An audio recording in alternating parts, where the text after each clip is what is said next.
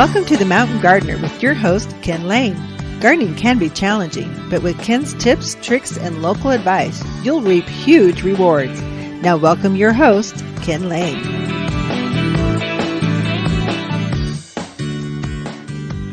And good morning. This is The Mountain Gardener, your host, Ken Lane, here every week talking about the landscapes of northern Arizona. We are in a second growing season. So really we have March and April, things wake up. That's the spring season.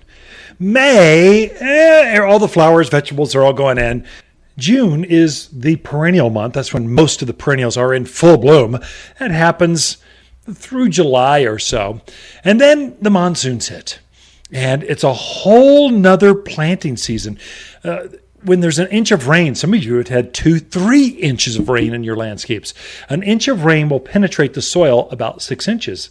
So if you've had 3 inches of rain, you've got 18 inches of moist, supple, easy to dig in soil. And your plants know it. They'll root in easier. So they get humidity at the top growth. And so they're going, there's shade from the clouds. The moisture comes and rainwater's perfect. And then the ground is soft and they can root out. You can double the size of your growth in a year just by fertilizing right now or planting now. Plants will actively hit the ground, rooting right away. Whereas in the spring, you plant those, let's say, fruit trees or a new shade tree or evergreen, and they're happy and they're usually dormant. They don't have their foliage yet. They aren't growing, but they sit there, mainly because the ground is cold. It's still wintry at the root level, and so plants wait. A lot of these plants, they're triggered by the soil temperature. Well, now you put them in the ground, and the soil is warm and moist, and they just go, hey, this is great. Look at this. Look, this is great. Let's just grow here. And they start taking off. It's a really, really good time.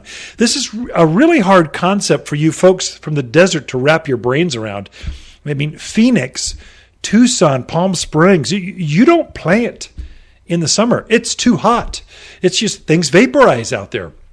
But up in God's country, up here in the mountains of Arizona, up where you should belong. This is where you should be living, where you should be gardening. It's just better.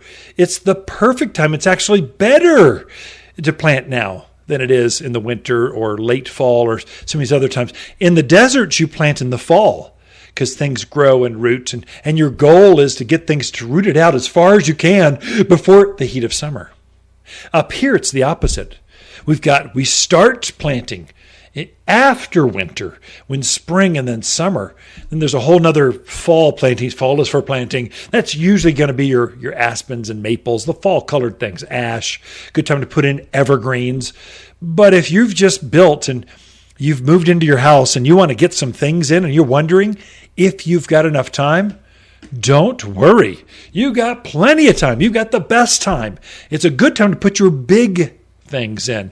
Or if you've got a privacy screen, you want that thing to grow, plant it now, fertilize it heavy, push. You can get growth now, growth in the fall. It's going to root out through the end of the year. It's going to take a break, usually in January, first part of February. And then by next year, it's just going to go kawoo, double in size. So it's a good time to put things in the ground so they have time to bulk up and fill in, because a living wall, let's say an evergreen wall of junipers, arborvitae, deodar cedars, spruce, pine, they need time to root. They don't top growth until the root growth gets in. Then they start taking off. So I keep getting people mainly from Phoenix, Scottsdale, going, I don't know if I can plant. I've never planted like this. Of course, it's going to be 88 degrees today and 90. It's really hot. Oh my gosh. It's 120 down there. It's crazy hot. Here it's just warm. To plants, especially to mountain plants, they love it. So don't be afraid. Go for it. It's a good time. It's your only time if you're thinking about planting summer blooming things. So crepe myrtle. This is the only time you find crepe myrtle trees and shrubs at the garden centers because they're in full bloom. In the spring, they're just basically twigs in a bucket. They don't look that good. Whereas Forsythia, they're bright gold. They're covered in yellow flowers. People want those. They don't want crepe myrtles. They want lilacs. That beautiful blue, fragrant flower. They don't want a twig in a bucket. But this time of year, your forsythia and your lilacs are just green. They're just green blobs. They're pretty, but they're not blooming. They're not fragrant. That's long gone. But crepe myrtles are in their prime. This is when you see desert willows. They're in their prime. Your butterfly bush. You've got so many varieties to pick from now because they're a summer bloomer. A rose of Sharon. This is a winter hardy, or one of the hardiest, hibiscus. So if you're from the tropic, let's say Southern California, Hawaii, where you're growing those great big tropical hibiscus, well, you can't grow those here. They're an annual. They'll die in the winter. But there are some hardy varieties called Rose of Sharon. There's another one called Machutos hibiscus, or Confederate rose is another name. It does put on that hibiscus flower that's the size of your hand. It's pretty big, but it's not a shrub. It doesn't grow as tall as head high. It dies back to the ground like a true perennial. It rests underground through winter, then comes back with this aggressive, 3-4 feet of growth, all of a sudden. You can almost watch it grow by the day. And then it erupts this time of year through fall with these hibiscus flowers that are the size of your hand. A Rose of Sharon has smaller. They're only 3, maybe 4 or 5 inches across. They're not as big as your hand, but they make up for it in just sheer quantity. They'll have 10 times the quantity of hibiscus flowers on a Rose of Sharon than an actual hibiscus ever dreamed of. The whole thing will be covered with more flowers than foliage. Actually, it has a better show, a brighter, more colorful show than your traditional, let's say, tropical hibiscus that maybe you're used to. So it's a good time to plant those summer things. I could keep going on and on. There's chaste tree. There's just cacti. This is your time. This is the best time to plant them. Your annual flowers. This is when pentas and vincas, like the annual vincas, the bright sun-loving, heat-absorbing vincas, they just bloom nonstop. This is when you see those. They wouldn't like the spring season. They like being planted when it's warm. They need the ground to be warm. We got to cover weeds. Maybe I don't have enough time. I got a couple minutes left. Let's see. I got to cover weeds because the customers keep coming in. And Roundup does cause cancer, in case you're wondering. Yes, we got proof. They got science. They got lawsuits going through. And it's anyway, you shouldn't be using that stuff. Vinegar doesn't do it. So it just has a top burn. Doesn't actually take out the roots. But there's some ways to take out the weed and the roots and keep it safer than some cancer-causing liquid that you buy at a box store. Roundup, don't use that stuff. It doesn't work that good up here anyway. So let me go. We'll bring Lisa in with your garden questions. Then the bottom of the hour, I'll cover specifically how do you take out weeds this time of year. And it's pretty easy if you have a few insider tips. Right now, though, you should be fertilizing. I cannot emphasize that enough.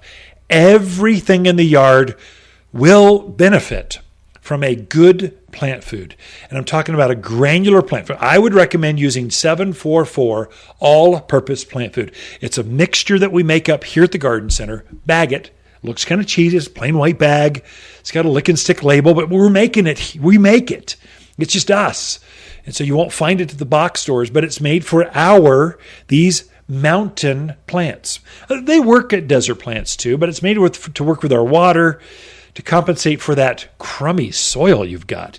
It helps to add nutrients, but you can get a whole nother set of roses, a whole nother set of maple leaves, of aspen growth, you've picked your peaches, and you can get a whole nother set of growth on those grapes, berries, blackberries and raspberries and blueberries. Put the all-purpose plant food on now and pray for rain. And you're going to get rain sometime this week, probably, no matter of how much. But do that and you will be amazed. Things will stay rich green. The new foliage, brand new set of flowers. It's a great time to take advantage of the monsoon rain. We have Lisa Waterslane coming in with your garden questions right after this. You've been listening to The Mountain Gardener with Ken Lane, owner of Waters Garden Center in Prescott. Join him every week for timely garden advice right for the gardens. Visit Ken where he can be found throughout the week at Waters Garden Center in Prescott. Waters Garden companion plants for July are hibiscus, maple, verbena, and crepe myrtle. Crepe myrtle flowers are intense watermelon pink, solar reds, and LED whites that cover this heat-loving shrub. Plant where you enjoy its beautiful multicolored bark and sinuous branches up close. The flowers show against forest green foliage that turns red and orange in autumn. Growing to just head height, every yard has room for at least one, and only available for summer planting here at Waters Garden Center in Prescott. Wondering why the grass is always greener on the other side? Well, it's probably because your neighbor used the all-purpose fertilizer from Waters Garden Center. Monsoon is right around the corner, and it's the perfect time to feed your plants. Waters all-purpose fertilizer is the only organic made especially for Arizona mountain soils. Don't buy a bunch of different fertilizer for your flowers, veggies, trees, or grass. This one does it all. The plants on your side will be happier, healthier, well, greener. Safe, natural, organic. Waters Garden Center in Prescott. You've been listening to Ken Lane, the Mountain Gardener. Green thumbs learned while working in the Family Garden Center. Now welcome back to the Mountain Gardener. And we are back with Lisa Waters Lane in the studio. She comes each week with your garden questions. Just what are the rumors out there? How do we feed the rumor mill? No, it's just what are we seeing in other gardens? What are other gardeners talking about? We're not talking about the gardeners. We're talking about the gardens of the gardeners. Does that help with the rumor mill? Anyway. Hi, Lisa. Hi. So, garden questions? You got any? How are your gardens? How are your pansies growing? My pansies? Not so well. They're dead. My vinca is doing great. Yeah. Yeah. Got to switch over to those worm season things. Yep. Summer love, I tell you, there's nothing you can't water. The pansies and violas on the backside in the shade, They're doing fine. Yeah. They're kind of hot, but they're doing fine. Mm-hmm. The ones out in the sun, they vaporized 2 weeks ago. It's just like, more than 2 weeks. It's not worth even having them. But the vincas, the pintas, all that, the lantanas. They love that. They love the heat. Yeah. Boy, I put them in our front pots out front where it's just blazing all day sun. And they are spectacular. They just take over. I want to know, and actually all men want to know right now over the airwaves. We're all listening. Our ears are perked up. But why is it we're going on vacation like tomorrow and you're bringing home more beauty and more garden stuff to the garden? You can barely have time to pack up the truck, much less plant another plant. And then I don't know if I can get the irrigation set in time. Why can't we just wait until after? They already have irrigation to them, for one thing. Okay. And the other thing is, when I come home and I drive into my driveway, I want to go, look how much they all grew while I was gone. You won't. When you come back, got it. You want to see 2 weeks worth of growth when you come back. Yes.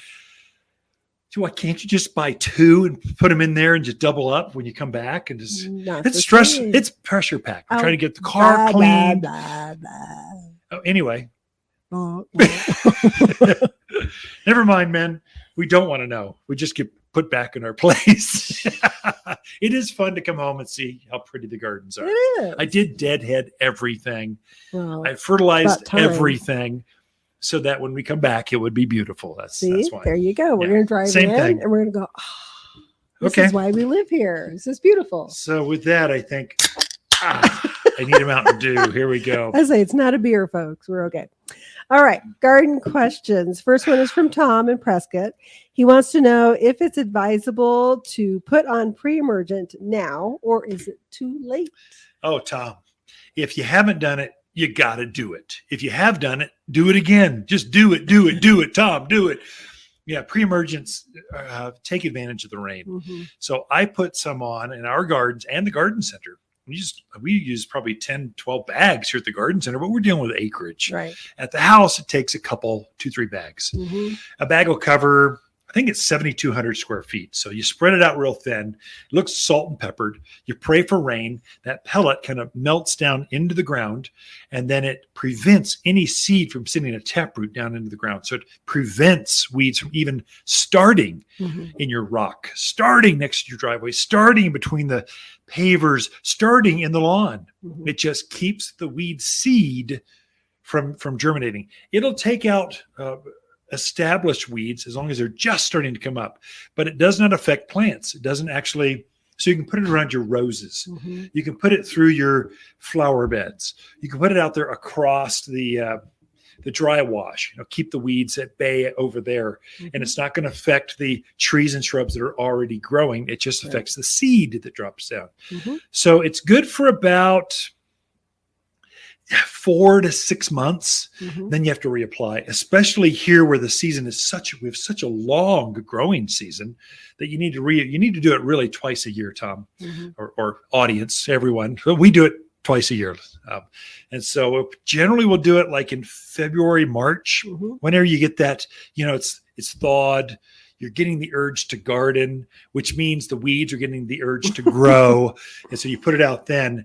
And then the second time you put it out there is now when the monsoons hit. So this is when all the tumbleweeds, that goat head, the one that gets the burrs, like a ground cover, you lift up the bottom, and it just has hundreds of these burrs underneath that your dogs walk over. They just start limping. That's an annual. It only comes back by seed. So you can put that on, put the weed and grass stopper down. You won't have that. And so you put it on when the monsoons hit. You won't have tumbleweeds. You can just go on. Tom, yes. Now's the time. There you go. Short answer is yes. Yes. Yeah. Okay. Next question is from Sandy. She's out in Prescott Valley. She wants to know, she has a lawn, but she wants to get some tree. She wants a tree in the lawn to kind of get shade. Yeah. Is there a tree that would do better in a lawn situation than others? Sure. There are. So there's some better ones. I would say the number one seller, weeping willow. I would say stay away from willows. And the only reason, I know I'm going to get some pushback, but the roots are so shallow on that plant. It tends to be right there. You're going to trip on weeds. So it's just so shallow. It's so aggressive and so big. It's probably not as mythical as the Instagram or Pinterest feed tells you it is. Just because 3 years from now, you're going to have huge roots you have to dig out of the lawn. It's going to ding the blade of the mower. It's just not ideal. I find that maples are far better at that. They're deeper rooted. They don't lift the lawn up, and yet they'll take that water. It's actually a tricky thing to put a tree in there that needs infrequent water, and yet you put a lawn around it that has everyday water. You need a plant that can adapt to that. I find ash does really well with that, especially Modesto, Arizonicas. That's where they naturally grow, is on those wash levels down towards creek beds. Well, they're going to love your lawn too. It's a great choice. Another one that people don't think about, but birch. Birch is very pretty. It doesn't tend to lift things. It's got that white bark. The native variety of birch that grows here is called river birch. It's got a darker, there's one that grows next to the creek bottoms called river birch, but also its European cousin, that's the ones with the white bark, does equally as well. So birch would be another great choice. That's one, Sandy, come in, we'll kind of walk you through. And purple leaf plum, crab apples, you can go on and on and on. I would say stay away from cottonwoods, willows, sycamores. They're the ones you do a Google search. They'll tell you plant those. I've got personal experience. I can tell you that you're going to have roots lifting the lawn. You'll be tripping over them. It's kind of more maintenance than it's worth. It's pretty from a distance, but reality, you got to get underneath it, mow it, and clean it. There's better choices. Okay. All right. So Don would like to know: is there a good weed killer that he can use in a lawn that will not harm the lawn but get the weeds? Yeah, there's called broadleaf weed killers. And so we've got a couple here at the garden center that work really well. And in fact, they're organic. They're iron-based. So you get some iron will stress out the weed. Let's say dandelions. It's the number one. And it stresses out the grass too, but it doesn't kill the grass. It kills the weed. So broadleaf weed killers.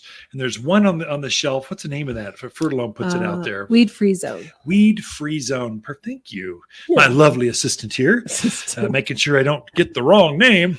So just kind of, what? I don't like to be called an assistant. Assistant. My lovely wife. My dominant partner. Dominant partner. just poking. We have a 35th anniversary coming up. That's do you remember? True. We do. It's like in 3 weeks. Yes, it is. I'm already planning. I don't have anything yet. I'm trying to figure out what to do. For your assistant? Yeah, I got something for my assistant. My lovely assistant. You got to have a not asinine assistant. Lovely. She's lovely. Never mind. Let's end on a low note. Anyway, Ken and Lisa Lane. Who said that? Who's asking about Dawn. Weed killers? Dawn. So it's weed. Dawn, free it's your zone. fault. Yes. Weed free zone. That's it. You can use that. It'll take out the weeds and leave the grass. Doesn't affect. Good on bluegrass, ryegrass, fescues. Any of those grasses, really effective at this altitude. So it does really well. Probably don't use Roundup because it'll kill the grass and the weed, unless you can really be specific with it. So there's better choices. All right, Ken and Lisa Lane, the Mountain Gardeners. Be right back after this. You're listening to Ken Lane, a.k.a. the Mountain Gardener. Ken can be found throughout the week in Prescott at Waters Garden Center.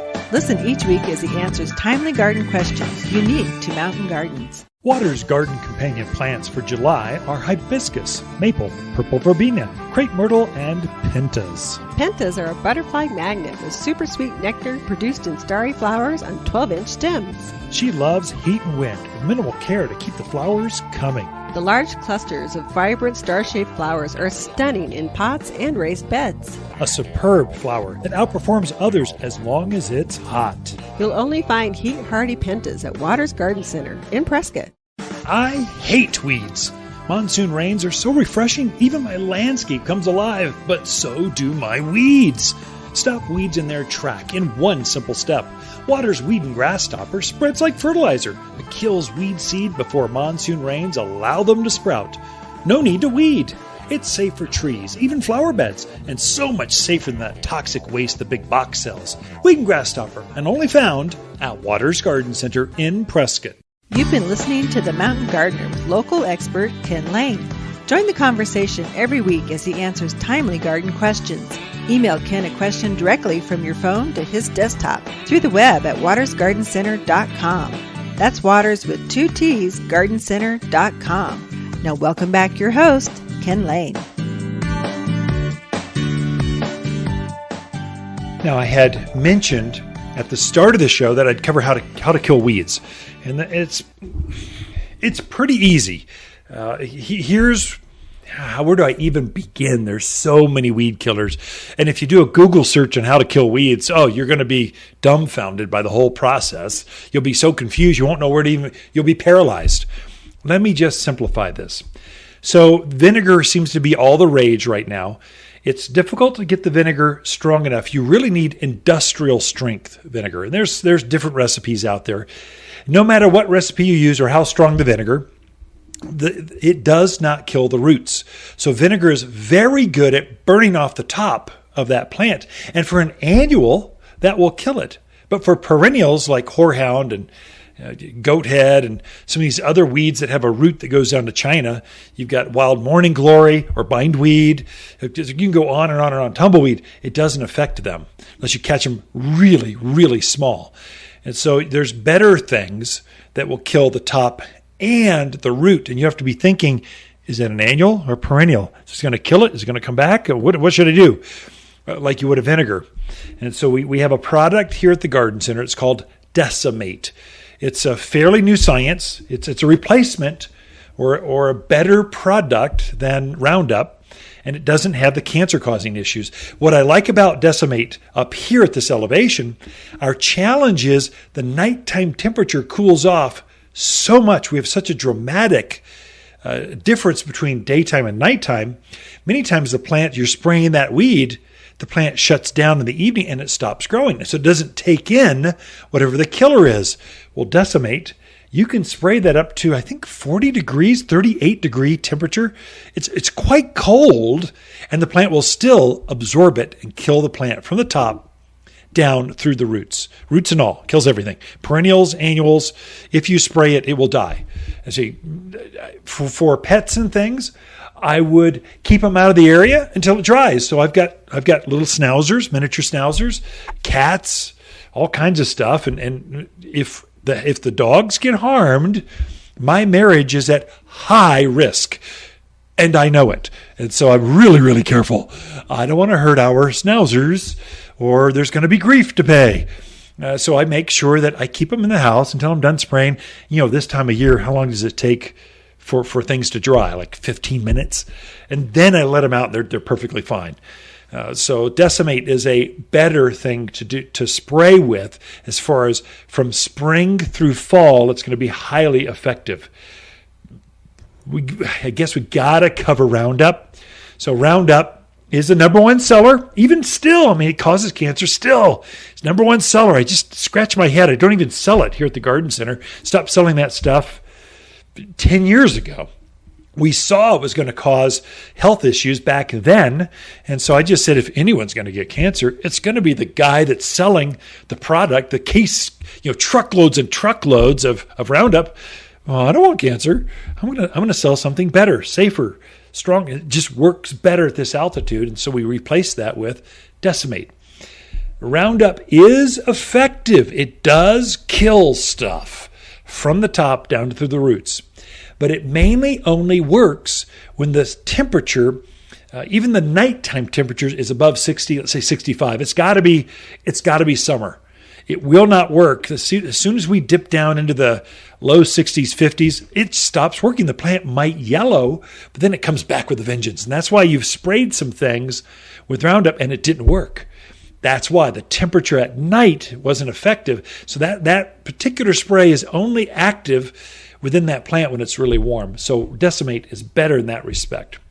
When I'm mixing up my spray bottle of weed killer, no matter what it is, I'm going to add to that same killer a spreader sticker. Spreader sticker is a wetting agent. Here's why. Many of our Arizona weeds have a very waxy coating to them. It's a defense mechanism that makes them more water efficient, makes them more drought hardy. And so what happens is that spray, many times we'll spray on the foliage, beat up, and roll off. And so it's hard to get it to penetrate. Or the other types of weeds will have a fuzzy leaf. You'll see many of them have little fine hairs on the tops or bottoms or both on the leaves, on the stems. And so what that's for is to shade the foliage. So you'll spray those hairy types of weeds. The product will float on top of the foliage. So you don't get the penetration and you don't get the knockdown or the kill rate. If you add a spreader sticker, it gets it to soak onto waxy leaves and penetrate down through hairy leaves. It'll increase your kill rate of weeds by at least 25%. It's noticeable how many more weeds and how fast it kills. But just by adding spreader sticker and Decimate in the same pump-up sprayer. It's just like death and decay. I'll walk through my yard once a week and I kind of spot treat. I've put down over the entire yard weed and grass stopper. And if you have not done that, do it now. It's a granular, like a fertilizer. You spread it with a hand spreader and you spread it through the yard over the rock where weeds kind of come up. And then rain hits it, activates it, goes into the soil, and it keeps the seed from germinating. That's my main line defense. Weed and grass stopper first. That way I don't have as many weeds. And then I'll go through once a week and I'll mix up a bottle of spreader sticker and Decimate. And this is my little tank, 1 gallon sprayer. I've got a gallon always sitting there ready to go. And I just spot treat as I see things come up. And I have a weedless yard, virtually weedless yard. It's as simple as that. That's how you kill weeds here in the mountains of Arizona. The Mountain Gardener, your source for timely garden advice right for higher elevations. Guaranteed to make a difference in your yard this season. Some things are just better together. Which is the best time to fertilize with all-purpose plant food from Waters Garden Center. But pair the all-purpose with humic acid, and it's a 1-2 punch of garden power. Humic acid gives your soil organic matter that helps plants' roots receive water and nutrients. So it makes fertilizer work even better. Like salt and pepper. Coffee and donuts. And hey, you and me. Aw, thanks, Ken. All-purpose plant food and humic acid better together, and only at Waters Garden Center. Waters Garden companion plants are maple, verbena, crepe myrtle, and rose of Sharon hibiscus. Rose of Sharon is a mountain hardy hibiscus with anemone-like blooms. Each stem of this hardy hibiscus is packed with buds. She makes a beautiful informal hedge or screen and is easily trained into small trees. Available Prescott colors show in blue, purple, white, red, and pink for years of enjoyment. You'll find breathtaking hibiscus here at Waters Garden Center, 1815 Iron Springs Road in Prescott. You're listening to The Mountain Gardener with local expert Ken Lane. Mountain gardening is very rewarding, with a few Ken's tips, tricks, and garden shortcuts sure to turn your thumbs even greener. Now welcome back to The Mountain Gardener.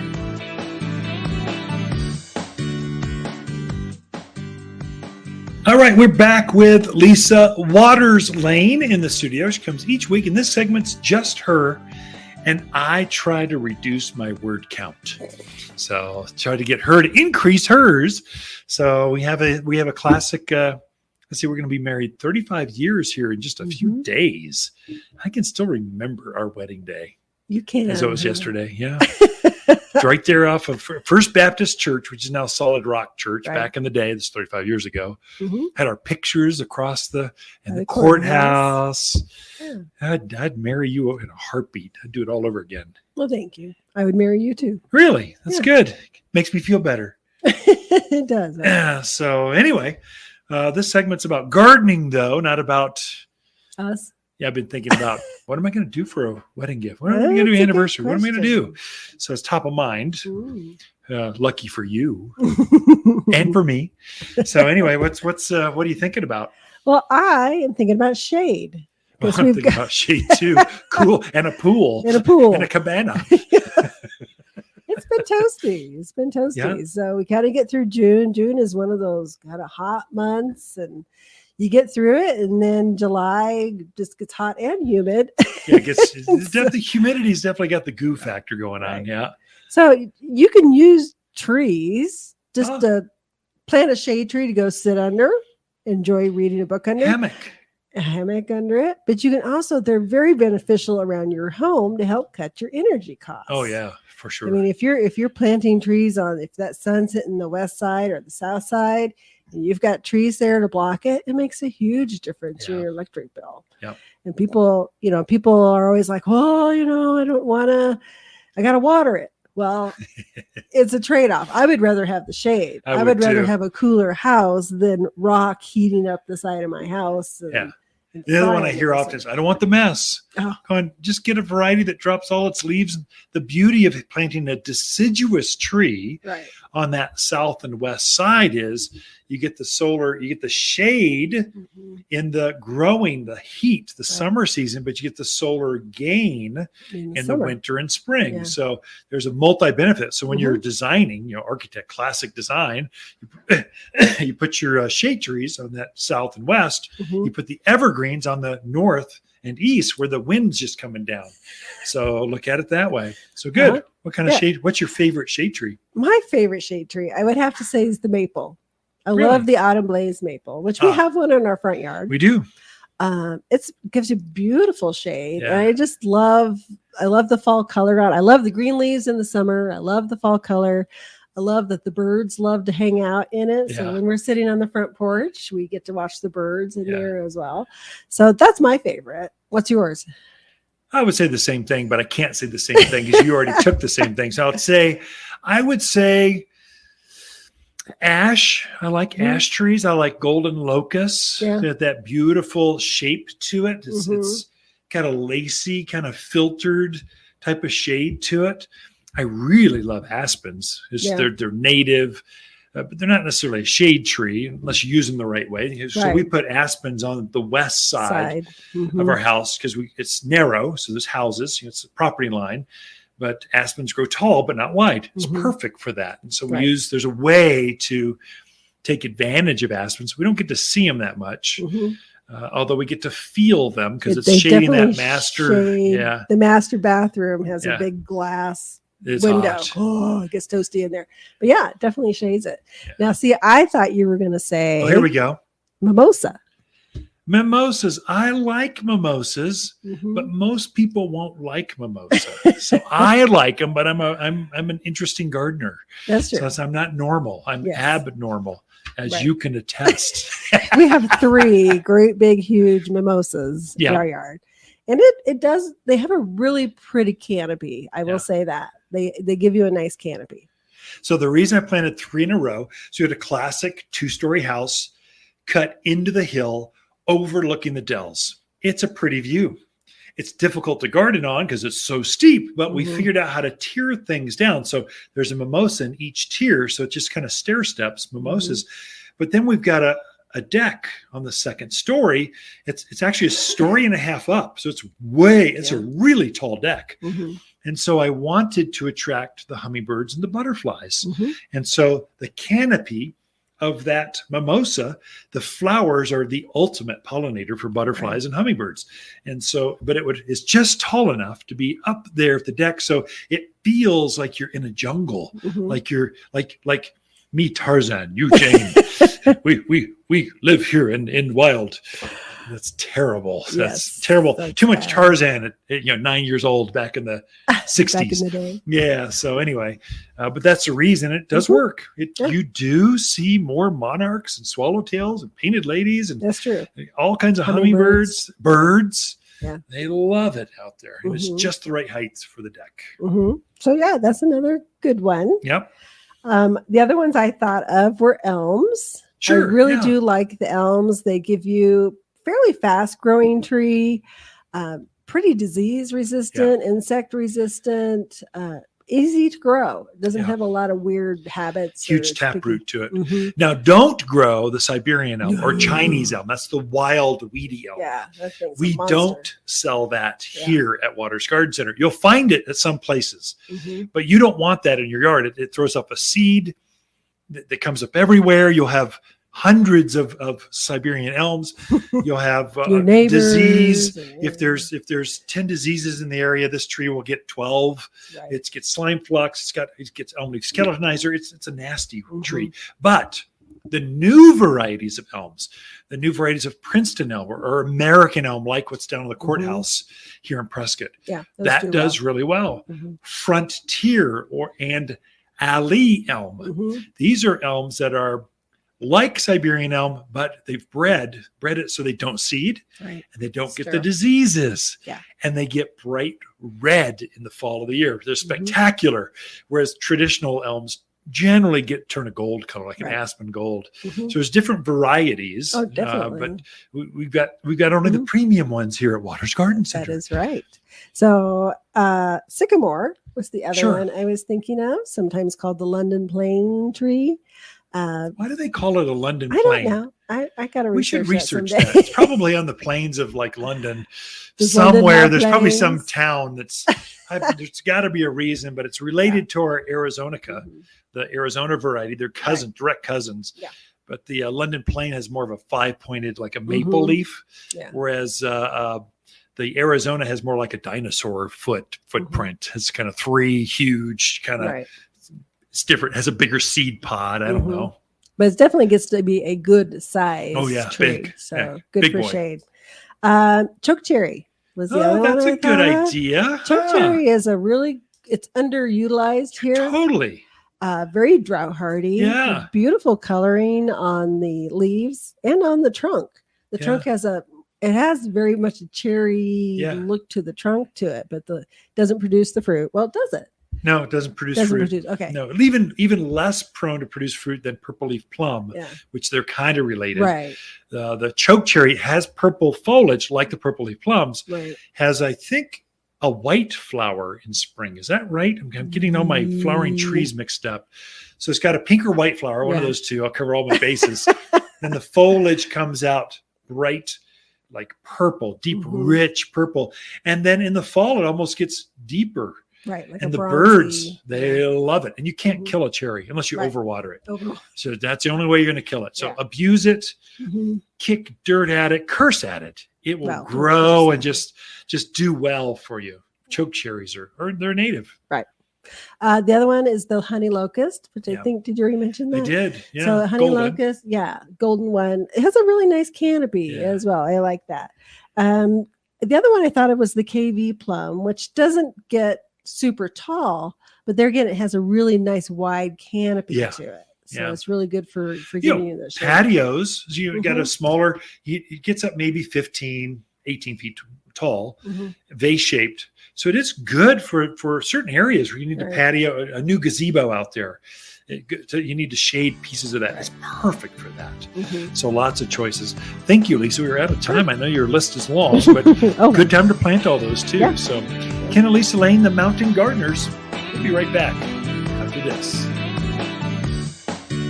Look for more tips, tricks, and garden shortcuts through Ken's website. Podcast the show, read his weekly garden column, or follow him on Facebook and Instagram at watersgardencenter.com. That's Waters with 2 T's, gardencenter.com. 300,000. Imagine a landscape needing 300,000 trees. Wow. But that's exactly how many trees Frederick Olmsted planted in New York's Central Park. That guy liked trees. Me too. A 2014 study found the more trees in a neighborhood, the lower the incidence of heart disease. Darwin, Einstein, and Beethoven hung out with trees to help them think. Trees are part of nature that helps us relax, daydream, and feel happier. Plant your own Central Park from Waters Garden Center in Prescott. Waters Garden companion plants for July are hibiscus, maple, crepe myrtle, and purple verbena. Purple verbena is mountain famous for gorgeous summer-long flowers held over compact green foliage. This purple bloomer loves bright gardens, summer heat, and grows best in poor soils with less water. Go ahead and abuse this bloomer. You can't kill it. The perfect native perennial for easy summer long flowers. You'll only find the toughest verbena here at Waters Garden Center, 1815 Iron Springs Road in Prescott. Welcome to the Mountain Gardener with Ken Lane. Gardening in the mountains is different. Listen to Ken's tips, tricks, and garden shortcuts guaranteed to make your gardens more beautiful than ever this year. Now for better advice that works locally, welcome your host, Ken Lane.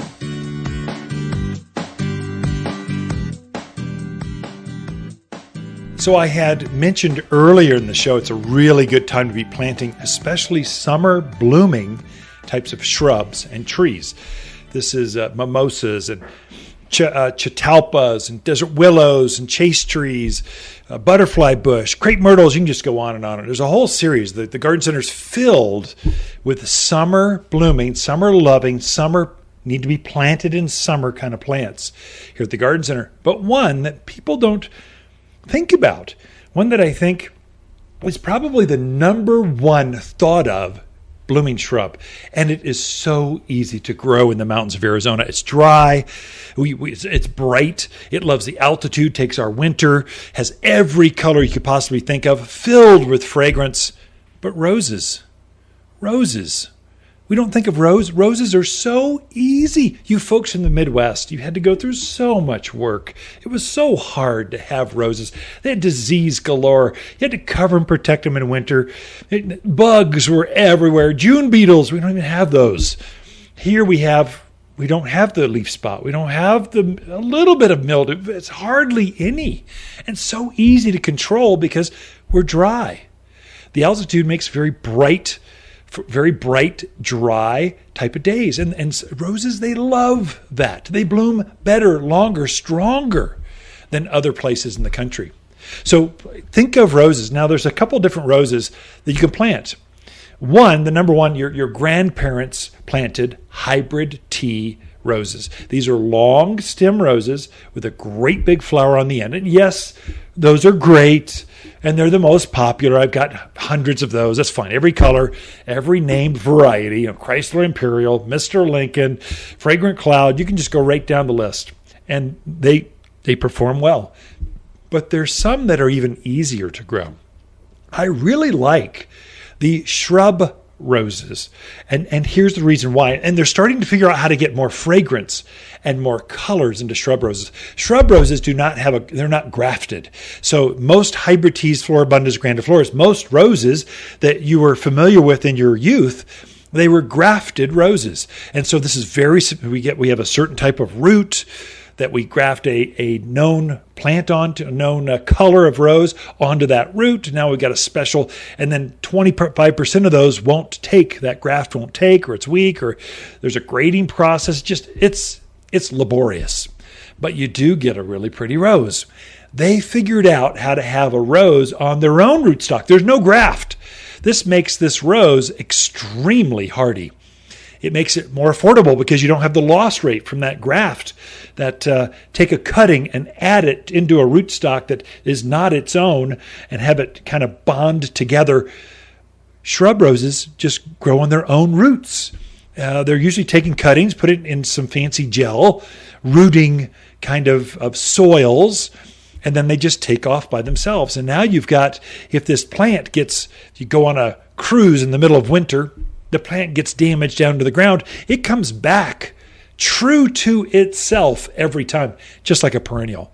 It just gets bigger and bolder. And your shrub roses, they typically don't have mildew problems. They don't have aphid issues and thrip damage. They're less maintenance. The flowers traditionally were a little bit smaller than a hybrid tea or a Floribunda or a grandiflora. Some of these other name varieties are a little bit smaller. But really, they've bred some new. Now, plants are sort of like puppy dogs. You can breed.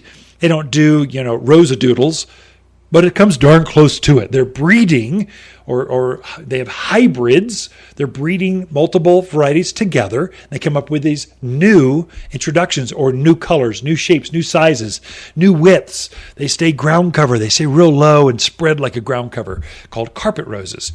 They've got shrub roses that you can almost trim them like a hedge. And yet they put on hundreds of these colorful, bright pink and yellow and red and flowers all over. Very easy to grow. And you don't have to prune them to get them to rebloom. Typically, most shrub roses self-prune. That is, they'll bloom. When they're done blooming, they'll fade. They'll just dry up, kind of fall off, and then reset another flower all by itself. Whereas a hybrid tea or Floribunda, you've got to count back 3 nodes, cut it at a 45-degree angle, and then fertilize it so it will flush another set of flowers. They are ever blooming, but you have to ever be deadheading the spent flowers to get it to rebloom. Shrub roses, carpet roses, these types of these roses on their own rootstock, they self-prune. They do all that by themselves. Now, if I've got a party or something, I'm going to have you over as a guest. I will, not probably, I will clean my roses up just so I don't have any spent flowers. If it's in the process of ejecting an old flower, I'm going to help you out. I'm going to clean you up and give you a hairdo before my guests come over. Then I'm going to probably fertilize you with some flower power, some liquid fertilizer that kind of gives it a boost, gives it a juice, so it just blooms sets even more flower buds. I'll probably do that a couple weeks before you come before the party, so it's all cleaned up, and then they will be in full bloom just like that. So there's some tricks on how to get roses to bloom. If you've got a wedding or a major backyard event, we can teach you how to have those shrubs in all their glory during the celebration. There are ways to trick it. I mean, a rose, if you simply cut it back hard 45 days before the event, fertilize it really well I would almost do all-purpose plant food. There's a granular kind of cottonseed meal-based fertilizer we have here at the Garden Center. It's called all-purpose plant food. Now, put that on. That's kind of your long-term feed. And I would actually juice it once or twice before the party with flower power. That's a liquid, so it's available to that plant like right now. I'm gonna set more buds like today. It's flower power.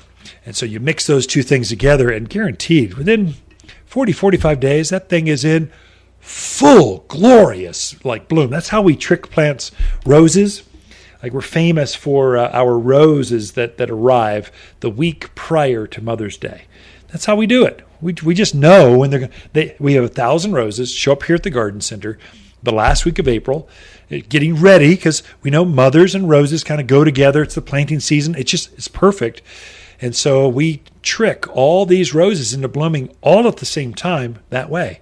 We kind of back at the end of March, and then we fertilize them, and then they're just in full bloom, and then they land here at the garden center. Everyone's going, wow, how'd they do that? I just shared how you do it. You know how now. You can do it for your wedding, for your parties, for backyard, get-togethers. It's a trick on how to get it to do that. But roses, another one too, before I let this segment go. Think in terms of vining or climbing roses. They are so hardy, so tough. And the varieties that we sell anymore are ever blooming. So they'll set a set of flowers over and over and over throughout the year. Here's the insider tip with climbing roses. So you get that thing to grow up that chain link fence, that block, cinder block wall. I mean, let's face it. You know it's ugly. I know it's ugly. It just feels like a dusty, dirty wall. You need some plants back there. And so you grow up a rose up this wall, and then have it grow to the top of that. And as soon as it gets to the top, the length that you want, turn the very end of that tip of that cane down towards the ground, and it will instantly start erupting with flowers all up and down the top side of that cane, that vine. And so you just let these big, long, 10-foot vines will grow out up and down that fence. As soon as it gets up to the top and out the length that you want, point it down and kind of tie it down there. It'll stop growing, that cane, and the entire cane, that entire vine, that entire rose cane will just erupt in hundreds. I mean, just literally the whole top of that thing will be nothing but flowers. That's kind of an insider tip on how to force your climbing roses to go into bloom, just erupt into flowers. They really do well here. I think roses grow better here than other parts of the country. They're easier to grow. Much less, roses up pergolas, roses up arches. They're just classic. But there's other ways to use them too. Anyway, we got more for you. Hold on just a minute. We'll be right back after this. You're listening to local garden expert Ken Lane, the owner of Waters Garden Center. He can be found throughout the week at Waters Garden Center, located in Prescott at 1815 Iron Springs Road. Thanks for tuning in to The Mountain Gardener. Plants are a lot like puppies. They need care, water, and food. You wouldn't forget to feed your puppies, so don't forget to feed your plants.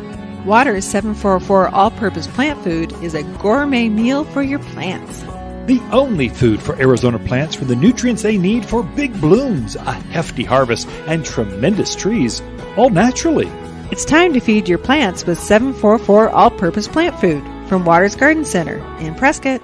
Hi, Ken, with our Vine of the Week and our Arizona Sunset Trumpet Vine. Huge, deep red flowers cluster to create a dramatic summer show. This vigorous vine thrives and blooms with near neglect. Fast growing to cover chain link fence, shade structures, and trellis quick. Easy to train as a ground cover up a rock face to hold soils from erosion, and just $34. Waters Garden Center, 1815 Iron Springs Road in Prescott, where people who love vines that bloom red, they love to shop. You've tuned in to The Mountain Gardener with local garden expert Ken Lane. Join him each week as he answers timely garden questions that are sure to make a difference in your gardens. Now welcome your host, Ken Lane.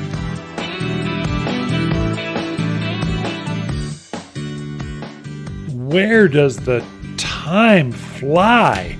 Wow, I had a whole list of things. I only got 2/3 of the garden content, garden advice I want to give you. My goal at each week, quite honestly, is to impart at least 3 things that you can use in your garden this week that'll make a difference. So something maybe you didn't know that will just up your game.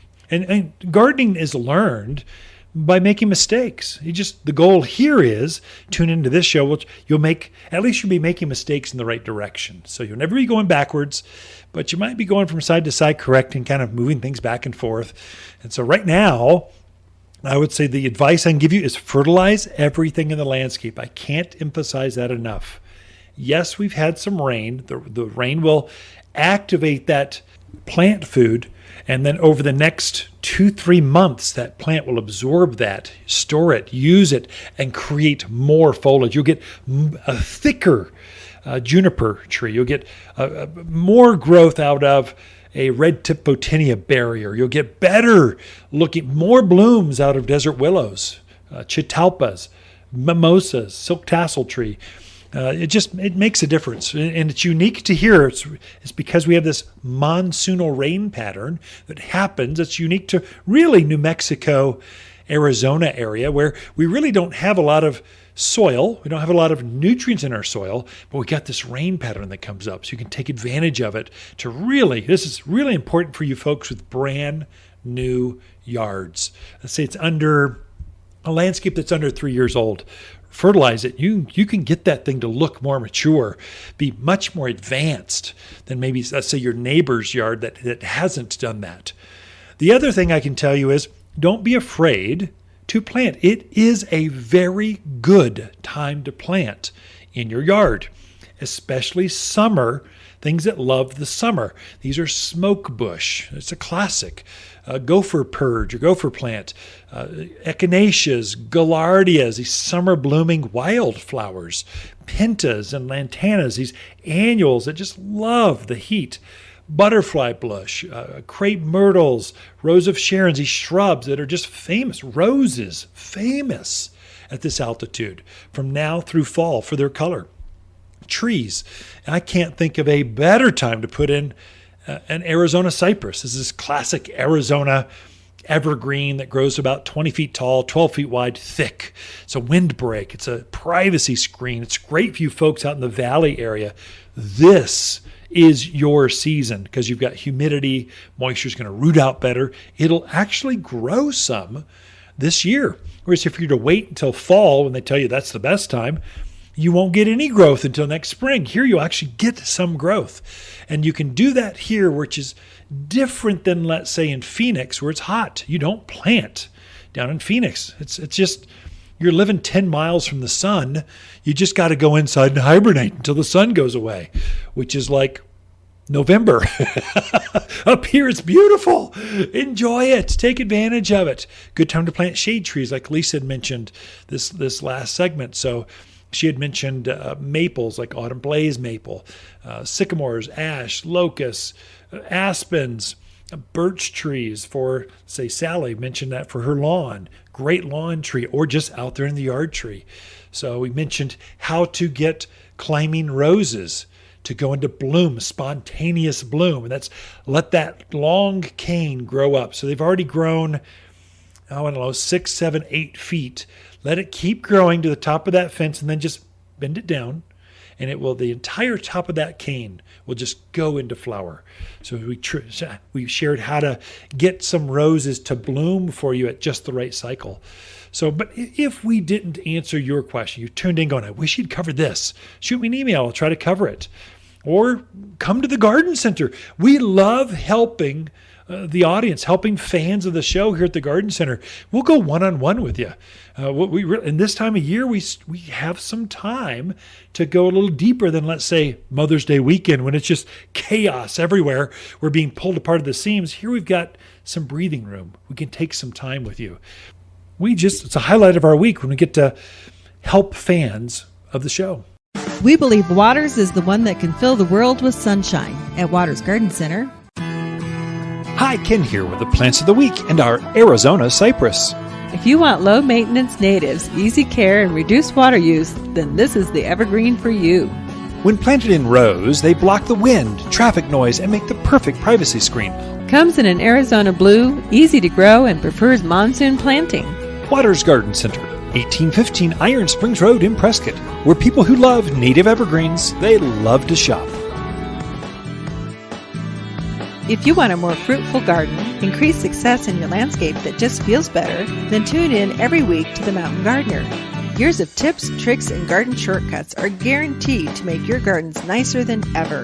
Listen to this podcast or read Ken's weekly garden column by visiting watersgardencenter.com. That's Waters with 2 T's, gardencenter.com. Thanks for tuning in.